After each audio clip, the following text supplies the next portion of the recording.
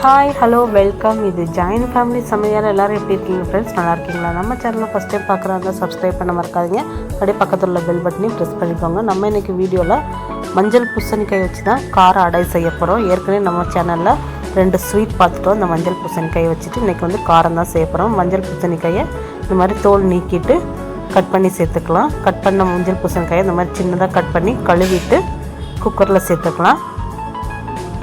எல்லா பூசணிக்காயும் குக்கரில் சேர்த்துக்கோங்க. சேர்த்துட்டு கொஞ்சமாக தண்ணி சேர்த்துக்கோங்க. அதிகமாக தண்ணி சேர்த்துட வேண்டாம். பூசணிக்காய் வந்து உங்களுக்கு சீக்கிரமாகவே வெந்து வந்துடும். தண்ணி சேர்த்துட்டு தண்ணியெல்லாம் மிக்ஸ் ஆகிறதுக்காக இந்த மாதிரி குலுக்கி விட்டுக்கோங்க. குலுக்கி விட்டுட்டு இப்போ மூடி போட்டு மூடி வச்சிடலாம். மூடி வச்சு ஒரு 2 விசில் மட்டும் விட்டு எடுத்துக்கலாம். மீடியம் ஃப்ளேமில் வச்சு குக்கர் 2 விசில் வந்து அடங்கிருச்சு. காய் வெந்துருச்சான்னு பார்க்கலாம் வாங்க. நம்ம தொட்டு பார்த்திங்கன்னா உங்களுக்கு தெரியும், நல்லா சாஃப்டாக இருக்கும். காய் நல்லா வெந்துருச்சு. இப்போ இந்த தண்ணியை வந்து வடிகட்டி எடுத்து வச்சிடலாம். தண்ணி வந்து கொஞ்சம் கூட இல்லாமல் நல்லா வடிகட்டிடுங்க. இதுக்கு வந்து தண்ணி சேர்க்க போகிறதுல நம்ம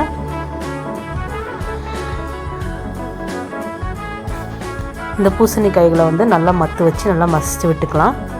நீங்கள் மிக்ஸி ஜாரில் கூட போட்டு அடித்து எடுத்துக்கலாம். நல்லா நைஸாக நான் மத்து வச்சு நல்லா சாஃப்டாக மசிச்சு எடுத்துக்கிட்டேன். கொஞ்சம் கூட காய் கட்டி தட்டக்கூடாது, கட்டி தட்டாமல் இருக்கணும். இப்போ இந்த பூசணிக்காய்கள்லாம் இதில் எடுத்து சேர்த்துக்கலாம். தண்ணி சேர்க்க வேண்டாம், வெறும் இந்த காயை மட்டும் எடுத்து சேர்த்துக்கோங்க. உங்கள் கைகளால் எடுத்து சேர்த்து இந்த பவுலில் சேர்த்துட்டேன். இப்போ இது கூட வந்து கார்ன்ஃப்ளவர் மாவு சேர்த்துக்கலாம். ஒரு 5 டேபிள் ஸ்பூன் நான் சேர்த்துருக்கேன். பதம் பார்த்துட்டு அப்புறம் வேணும்னா நம்ம அதிகமாக சேர்த்துக்கலாம். இப்போ கொஞ்சமாக இதுக்கு சோம்பு, கொஞ்சமாக சீரகம், அப்புறம் இதுக்கு 2 பெரிய வெங்காயத்தை இந்த மாதிரி சின்னதாக கட் பண்ணி சேர்த்துருக்கேன். அப்புறம் 2 பச்சை மிளகாயும் சின்னதாக கட் பண்ணி சேர்த்துருக்கேன். நீங்கள் இதுக்கு கருவேப்பிலை, கொத்தமல்லி எல்லாம் சின்னதாக கட் பண்ணி சேர்த்துக்கலாம். எங்கிட்ட இல்லை அதனால் சேர்க்கலை. இது வந்து கடலை மாவும் நான் இப்போ ஒரு 5 டேபிள் ஸ்பூன் சேர்த்துருக்கேன். அப்புறம் பதம் பார்த்துட்டு சேர்த்துக்கலாம். அப்புறம் உப்பு தேவையான அளவு, காரத்துக்கு மிளகாய்த்தூள், தனி மிளகாய்த்தூள் சேர்த்துக்கோங்க. சேர்த்து ஏற்கனவே நம்ம பச்சை மிளகாவும் சேர்த்துருக்கோம், அதனால் பார்த்து சேர்த்துக்கோங்க. அப்புறம் டேஸ்ட் பார்த்துட்டு வேணும்னா சேர்த்துக்கலாம். அப்புறம் ஒரு பிஞ்ச் அளவுக்கு சமையல் சோடா, ஆப்ப சோடா, அதையும் இதோடு சேர்த்து நல்லா மிக்ஸ் பண்ணிக்கோங்க. தண்ணி சேர்க்க தேவையில்லை. தண்ணி தேய்க்காம தான் இது வந்து நல்லா மிக்ஸ் பண்ணணும். நல்லா மிக்ஸ் பண்ணிவிட்டு உப்பு காரம்லாம் செக் பண்ணிக்கலாம். இது வந்து இன்னும் கொஞ்சம் கொலகொலப்பாக தான் இருக்குது. இதுக்கு நான் இன்னும் கொஞ்சம் மாவு சேர்த்துக்கிறேன். சேர்த்து இதெல்லாம் நல்லா மிக்ஸ் பண்ணிக்கலாம். உப்பு காரமும் பார்த்துட்டு உப்பு காரமும் சேர்த்துக்கலாம். இப்போ இதுக்கு இன்னும் கொஞ்சம் மாவு சேர்த்துருக்கேன்.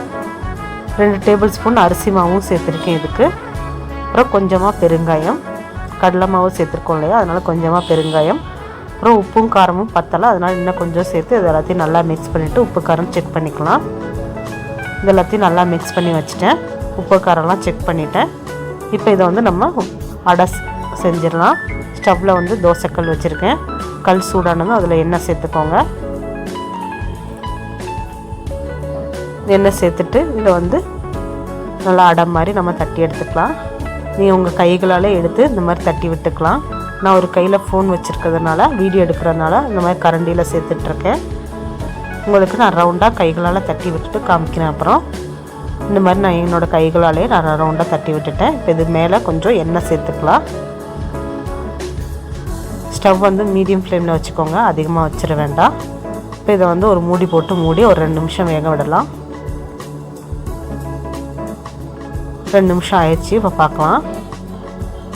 இப்போ இதை வந்து இன்னொரு பக்கமும் திருப்பி போட்டு நல்லா வேக வச்சுக்கலாம். நல்லா அமுத்தி விட்டு நல்லா வேக வச்சு எடுத்துடலாம். இப்போது